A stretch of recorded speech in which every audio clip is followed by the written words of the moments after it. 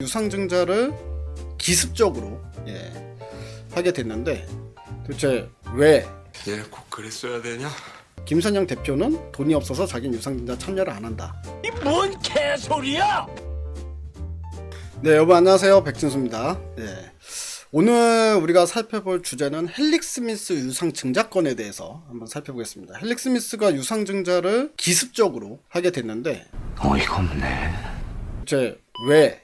라는 퀘스천 마크가 생길 수밖에 없는 게요. 일단은 회사에 돈이 없지 않습니다. 회사에 작년 말 기준으로 한 2천억 가까이 현금이 있었었고요. 그리고 임상 준비하고 이렇게 돈을 쓴다고 하더라도 지금 한 1,500 아니면은 좀 더 많이 썼다고 하더라도 한 1,300억에서 1,500억 정도는 현금을 보유하고 있을 텐데 굳이 갑자기 유상증자를 하는 이유, 게다가 김선영 대표는 돈이 없어서 자기는 유상증자 참여를 안 한다. 이 뭔 개소리야! 일단은 그 의도가 뭔지 이걸 좀 이제 살펴봐야 되는데 댓글에도 헬릭스미스 분석 좀 부탁한다 라는 요구사항이 들어와 있기 때문에 오늘은 그 주제에 대해서 제 나름대로 한번 해석을 해보는 시간을 갖도록 하겠습니다.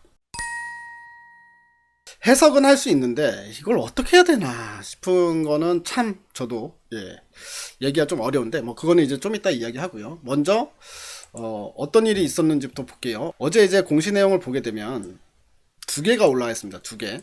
유상증자 결정이 있고 증권신고소라는 게 있는데요. 이 두 가지를 한번 읽어봤습니다. 그리고 회사 홈페이지에 혹시 유상증자건에 대해서 이야기한 게 있나? 그 세 가지를 제가 보고 결론을 내린 부분인데 먼저 이거 보면은 유상증자인데요. 유상증자를 거의 2,800억 가까이 하죠. 그러니까 3,000억 정도 3,000억 정도의 금액의 유상증자를 한다.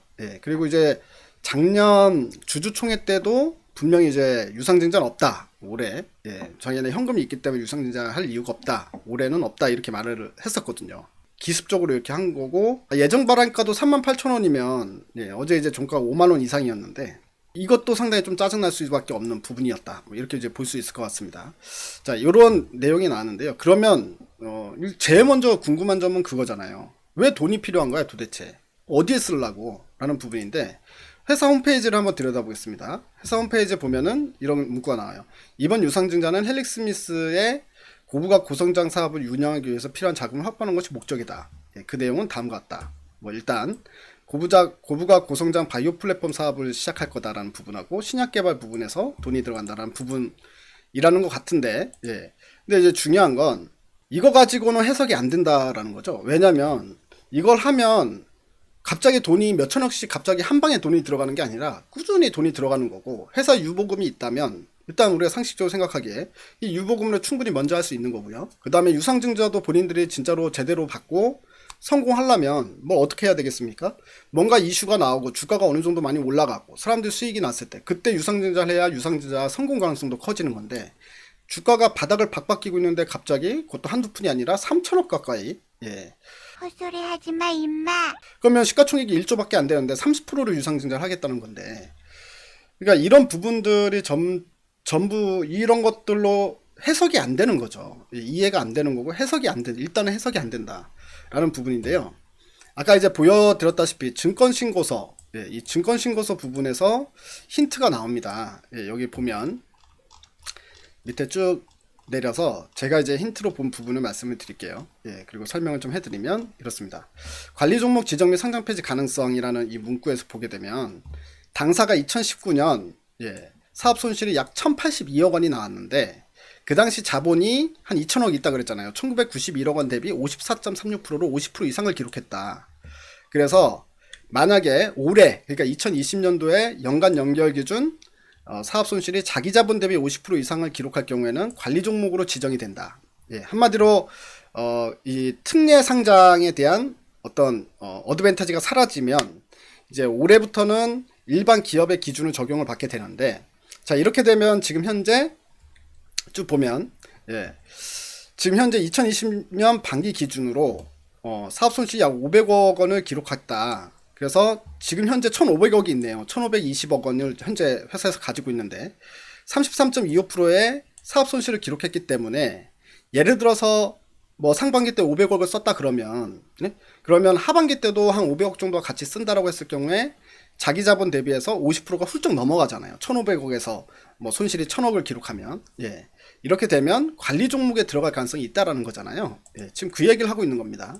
그래서 2021년 연간 기준 또 50% 이상 또 만약에 그렇게 되면 결과적으로는 상장 폐지까지도 갈 수 있기 때문에, 그래서 제가 봤을 때는 이것 때문에 유상증자를 해서 자본을 확충을 해놓으면, 그러면 예를 들어서 뭐 1,500억에 유상증자 2,800억을 더하면 본인들 계산을 한번 생각을 해보면 한 4천억 이상의 자금을, 현금을 확보하고 있으니까, 예를 들어서 올해 손실이 1,000억이 나온다고 하더라도 25%밖에 되지 않으니 관리 종목에 들어갈 어떤 위험성을 회피할 수 있다. 그렇기 때문에 지금 유상증자를 해서 자금을 쌓아놔야지만 올해 관리 종목으로 들어가지 않는다. 이런 계산이 깔려 있다는 거죠. 이제 아마 지금 제가 해석한 부분이 가장 지금 유상증자를 할 수밖에 없었던 가장 큰 이유가 되는 것 같아요.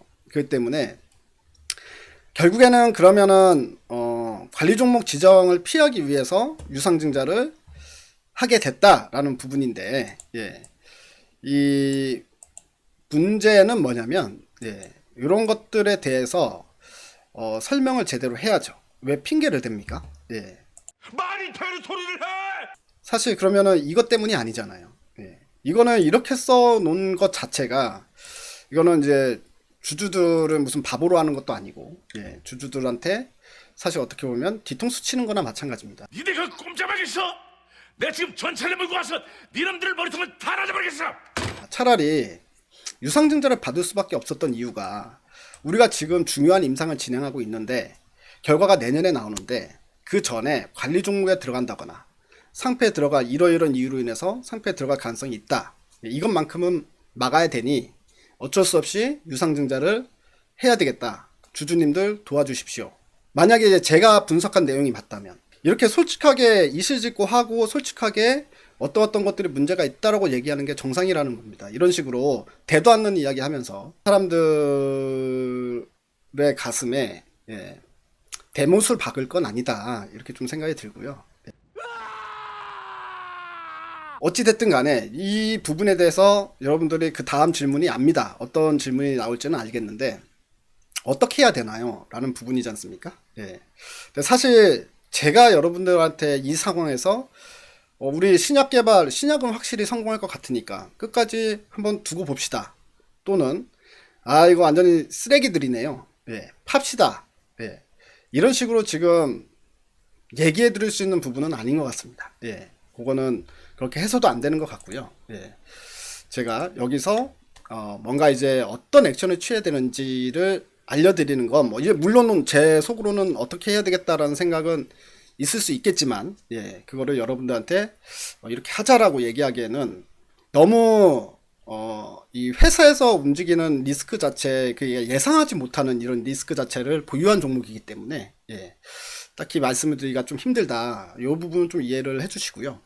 대신에 이번 유상증자의 속뜻이 무엇인가, 뭐 이런 부분에 대해서는 제가 제 나름대로 한번 확인해 본 건 아니지만, 예, 나름대로 분석을 해보니 이 이유 때문이구나 라는 거는 좀 알겠더라고요. 그래서 이제 그 부분에 대해서 여러분들께 정보를 좀 전달을 하고, 그 이후에, 예, 나오는 소식들이 있으면 또 그거에 대해서 여러분들이 요청이 있을 때는 헬릭스미스 분석을 다시 한번 좀 진행을 해보도록 하겠습니다. 헬릭스미스 주주들께 말씀드리고 싶은 부분은 뭐냐면, 이거는 이제 믿음의 문제로 간 것 같아요. 그렇기 때문에 실질적으로 뭐 다 필요 없고, 나는 이 신약은 정말 확신이 있다 라고 했을 때, 그럴 때는 저는 이 한방의 역전이 가능하다고 봅니다. 예. 그런데 나는 지금 회사의 행동이나 행태를 보면 도저히 믿질 못하겠다 라고 하면, 저는 이걸 그냥 포기하고 하차하는 것도 응원해 드리고 싶어요. 그러니까 들고 가든 하차하든 뭐 양쪽 다 응원은 해드리고 싶다. 예. 그리고 이 상황이 어떻게 된 거냐라는 부분이 있을 때는 제 나름대로 분석을 해서 이것 때문인 것 같다 싶은 게 있으면, 예, 그런 것들은 이제 계속 분석해서 올려드리겠다. 예, 이렇게 말씀드리고 오늘 헬릭스미스에 관련된 내용은 여기서 마치도록 하겠습니다. 감사합니다.